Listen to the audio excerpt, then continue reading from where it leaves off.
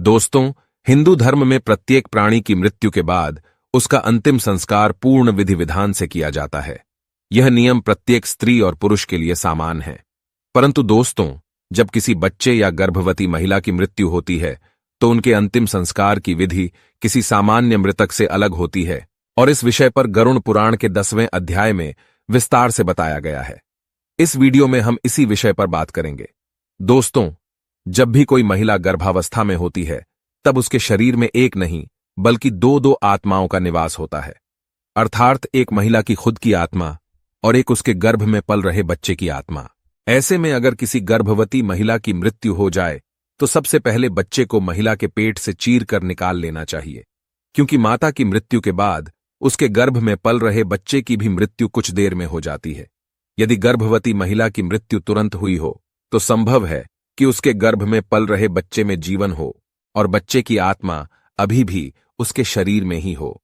ऐसी स्थिति में अगर बच्चा जीवित बचता है तो उसका पालन पोषण परिवार के अन्य बच्चों की तरह ही किया जाना चाहिए, और अगर बच्चा मृत निकले तो उसका अंतिम संस्कार कैसे किया जाता है वो भी इस वीडियो में आगे जानेंगे। गरुड़ पुराण के 10वें अध्याय में गर्भवती महिला के अंतिम संस्कार से जुड़ी एक स्पष्ट विधि का वर्णन मिलता है, जिसके अनुसार मृत गर्भवती स्त्री का अंतिम संस्कार गरुड़ पुराण में वर्णित क्रियाकलापों का पालन करते हुए ही करना चाहिए। मृतकों का उनकी अवस्था के अनुकूल बताई गई क्रिया के अनुसार ही अंतिम संस्कार किया जाना चाहिए। एक निश्चित अवस्था के बाद व्यक्ति का उपनयन संस्कार किया जाता है, और जिन व्यक्तियों का उपनयन संस्कार हो जाता है उनका पूर्ण विधि विधान से अंतिम संस्कार किया जाता है।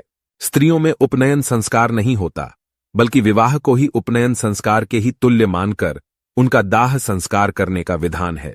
अतः किसी भी स्त्री की मृत्यु के पश्चात शय्यादान, गोदान, घटदान, अष्टमहादान, वृतोत्सर्ग आदि क्रियाएं करना अनिवार्य है।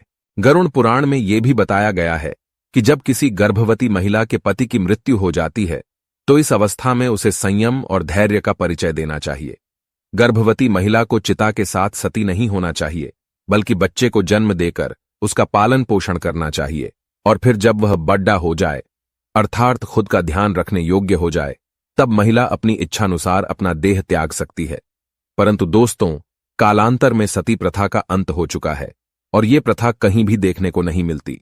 इन सब के अलावा गरुड़ पुराण में यह भी बताया गया है कि नवजात शिशु अर्थात अल्पायु में मृत्यु को प्राप्त होने वाले जीव, जिन्होंने अभी कुछ भी अधर्म नहीं किया होता है, ऐसे जीवों के मरने पर होने वाली अंतिम क्रिया भी कम ही होनी चाहिए। इसलिए उनकी अंतिम क्रिया में दाह संस्कार करने का विधान नहीं है, बल्कि जमीन में गड्ढा खोदकर रीति रिवाजों के साथ दफनाने का विधान है। मृत शिशु के मुंह में तुलसी के पत्ते के अलावा चांदी या सोने का कुछ अंश डाला जाता है। फिर नहला धुलाकर उन्हें नए श्वेत वस्त्र पहनाए जाते हैं और फिर उचित स्थान पर दफना दिया जाता है। ऐसा नवजात शिशुओं से लेकर 8 वर्ष तक के मृत बच्चों के साथ किया जाता है। हिंदू धर्म ग्रंथों में बताया गया है कि इसी उम्र के बाद बच्चे उपनयन अवस्था में पहुंचते हैं, और इस अवस्था से पहले मरने वाले बच्चों को अग्नि से पवित्र होने की कोई आवश्यकता नहीं होती। इस अवस्था से पहले बच्चे पाप रहित होते हैं। दोस्तों, यही कारण है कि इस अवस्था में पहुंचने से पहले बच्चों को जनेऊ भी नहीं पहनाया जाता।